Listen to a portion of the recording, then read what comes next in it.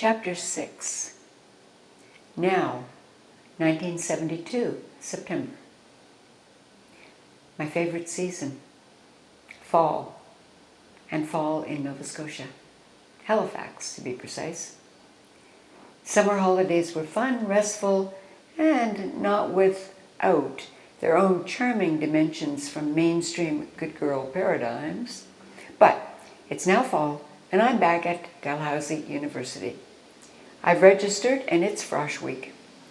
So much excitement, a whole wealth of experience and adventure just waiting for me to dive into head first, feet following, or, in my particular case, feet first, head usually nowhere near the scene. Fenwick Towers. I've got 4 roommates in a big 2-bedroom student apartment building. Its only purpose, student housing. And what a den of iniquity that is. Let the parties begin. I've changed faculties from science in nursing to arts, specifically sociology as a major and music as my minor. And what a relief, to the horror of Mom and Dad, to be leaving nursing in the dust. From having to ensure extremely old men weren't lying on their testicles to force-feeding a sweet old man who could not speak shampoo, mistaking it for apple juice. Well, he was on a forced fluids diet, and it did look like apple juice. And he certainly liked and trusted me. So I guess it was the perfect storm, until in his effort to cooperate, he started blowing bubbles from his supposed apple juice. At any rate, after my second year, I rightfully concluded the world would be much better served if I changed careers, and soon. Music has always called me like a siren from the deep ocean of my beautiful Atlantic. So music it is. And onward I go. No piano in tow. The Halifax Symphony Orchestra is rehearsing in the Rebecca Cohen Concert Hall on campus. I can hear the violins, the rich, resonant cellos, the majesty of centuries gone by, now only memories.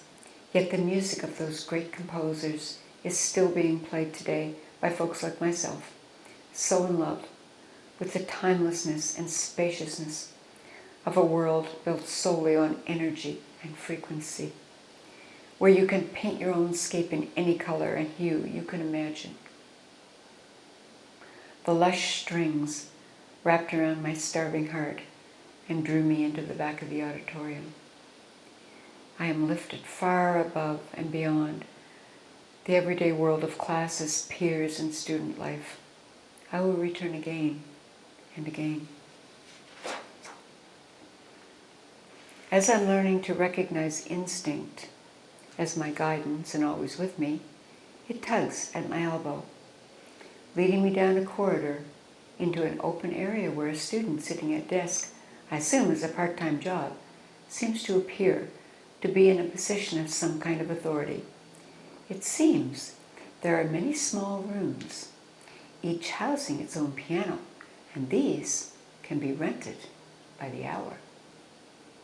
Okay, so I have just found my own little piece of heaven.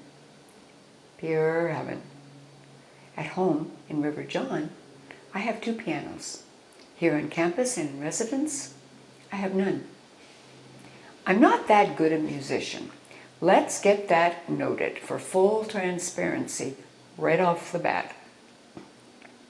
I have a lot of natural talent, 100% perfect ear for music, or so the tests I've been given as an 8 and 9-year-old revealed during my full 2 years of piano lessons, but I was not at all an accomplished musician. I knew only that playing piano swept me to places like nothing else ever did or has since. So this was such a perfect gift, just tossed into my arms. Again, a major twist on my journey. It's now about a week later, and I've been playing for close to my purchased hour, There is a knock on the door. Him. Oh yes, I remember. I told a friend, cute guy actually, bit of a rebel, renegade type, who I'd recently met, that I would be at the Rebecca Cohen building where the piano rooms were. Yes, it was him, coming to meet me, I guess. Not that I'd invited him, but there he was. I've been listening outside, he said. I had no idea you played.